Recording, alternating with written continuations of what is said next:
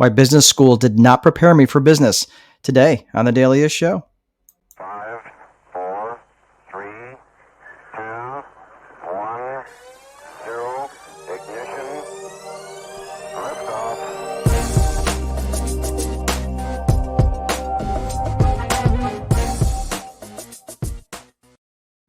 Hey everyone, welcome to the Daily Show, a show not just for rental housing providers, but anybody, specifically entrepreneurs, you small business owners out there who are looking to get a little bit more white space on your calendar. Really, anybody who's looking to get a little bit more white space on your calendar.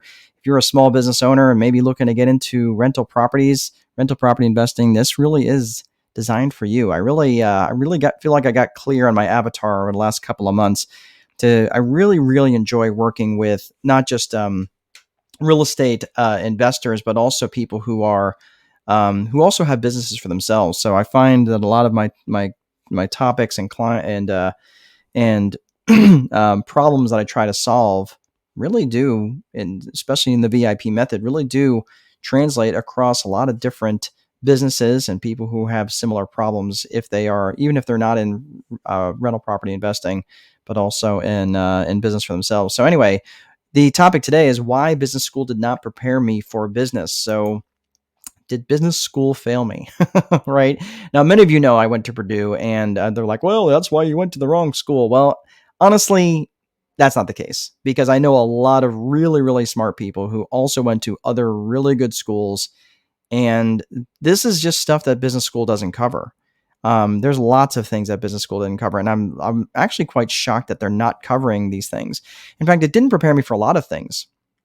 For example, when I was growing my businesses, now I've had several businesses that I've been involved in, but what I didn't come to understand, for example, is that growth of a business, it sucks cash, right? That is why in a growing business, you can grow broke. And many small business owners that I talk to don't come to understand why they're always broke. They're like, I don't understand. I'm getting more clients. I'm growing like crazy. Well, why is this? Well, there's a couple reasons that we're going to cover. So one reason is because first and foremost is because cash is not what you're focused on. You're focusing on, first and foremost, cash is a balance sheet item. Now, I remember a lot of, especially when you're focused on growth, you're looking at, I'm assuming, revenue growth. And of course, you're looking at profit. That's all income statement stuff. Now, if you remember the other shows, let me put a pin in that for just a second. If you remember from other shows, there are 4 core functions of every business, right? There's lead gen, sales, operations, and accounting. And if you remember, if you're going to get stuck, you almost always get stuck in the operational function, right? If you're going to ignore something, it's the accounting function. So if the accounting function is getting ignored, what's the likelihood that you're even paying attention to your cash other than logging into your bank account once, maybe every other day, looking at your checking account and saying, well, I've got more money in my bank account this month than last month, so I must be doing okay, right? Well, guilty. I've said those very words many times. And what I didn't realize is that as I was growing, my cash position was dwindling a little each month as I grew in the case of my rental business from 30 units to 60 units and then 92 units because I wasn't paying attention. And it left me in a very bad situation when the market eventually turned against me. So with the accounting function being ignored, that also meant that I wasn't tracking the other important metrics that would be normally on the income statement, right? Metrics like my expense to sales ratio. That's a very, like you're basically taking your gross expenses as a percentage of your gross sales, right? That's a very good metric to track. Another one would be sales growth as a percentage from the same time year over year, right? Just tracking that as a percentage. Of course, net profit and net profit percentage, but also other financial reports like sources and uses of cash. Like, where is your cash coming from? Is it coming from loans? Is it coming from extending your payables, right? Something similar is something that I learned in the banking world is the UCA cash flow statement. Now, not everybody has access to that, but my point is that if you're not tracking these things, you're setting yourself up for failure. In previous shows, I've talked about the 5 dysfunctions of a team that Patrick Lencioni wrote about in with the book called 5 Dysfunctions of a Team. After absence of trust, fear of conflict, and lack of commitment. Okay, so those are the first 3, and it's a hierarchy. So those things you have to have one before you can go on the other. But absence of trust, fear of conflict, and lack of commitment. The 2 key things after that derail teams, and this includes you, even if you're just a team of 1, is avoidance of accountability and inattention to results. Both of those things go hand in hand with having a well-defined accounting and reporting function. Okay.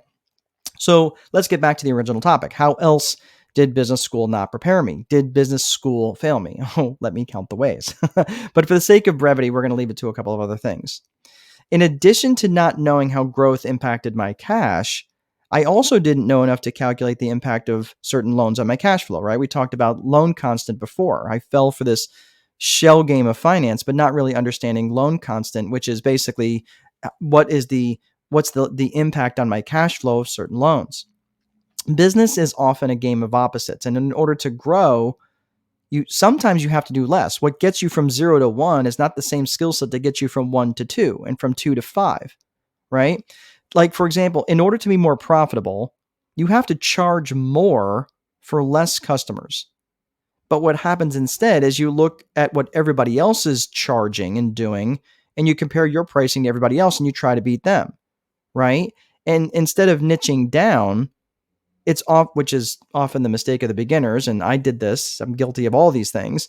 You try to be all things to all people, basically being the Walmart of whatever business I was in at the time and competing on price. That sucks.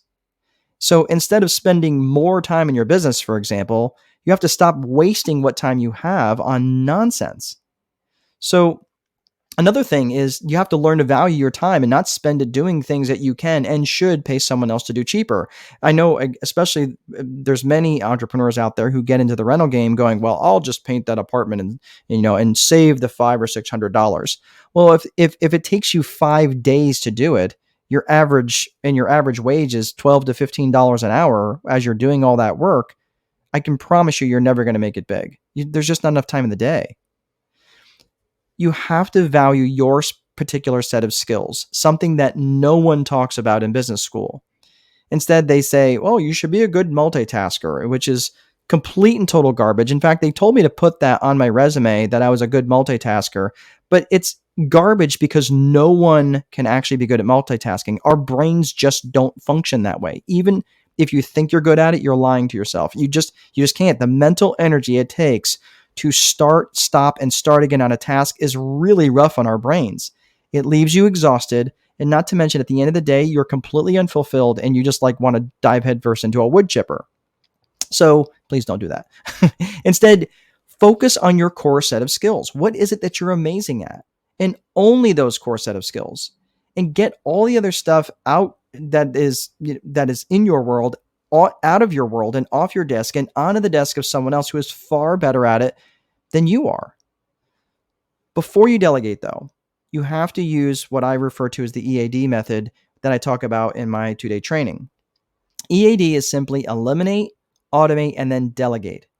Eliminate the useless tasks that are not good for anyone to do. It doesn't make any sense to automate or delegate a task that does not move the needle towards your desired outcome, right? So next, if the task really is important enough to do, find a way to automate it. Okay. Automation brings a level of consistency to your business that you simply can't replicate when you're delegating it to someone else. Okay. Now, finally, is delegation. If you can't eliminate the task and there's simply no way to automate the task, then you can delegate it to a person that is best suited for that particular activity. Again, remember the 4 core functions of business: lead gen, sales, operations, and accounting. There's no one person that's going to be great at all of them. So find a person who is great at one of those functions, set up the metrics to monitor their activity, and then you manage by metric, but get it off your plate. So am I saying that business school is useless? Well, no, it's got its place and it's not for everyone, but it was good for me. I will tell you, there were a lot of things that I had to research on my own afterwards. There were surely a lot of benefits, but were there gaps? Yes, absolutely. This is why you are never, ever, ever done when it comes to reading, educating, and improving. Right. Well, that is all I have for today. If you'd like to check out my new fancy website at landlordcoach.com, thanks to the folks at Tree Frog Marketing here in little old Lafayette. Kelly Rice and her crew of website ninjas did an amazing job of giving my website a facelift, and actually they just did a great job. They did a lot of tons of back end stuff. Go poke around and see what you think at landlordcoach.com. And if you need someone to design a website for you, Kelly Rice at Tree Frog Marketing, they did an amazing job. So anyway, that is all I have for today. So please be sure to place a value on your free time, because if you don't, someone else will. But most important, there is no amount of money that will make time irrelevant. Stay focused, stay present. See you guys next time.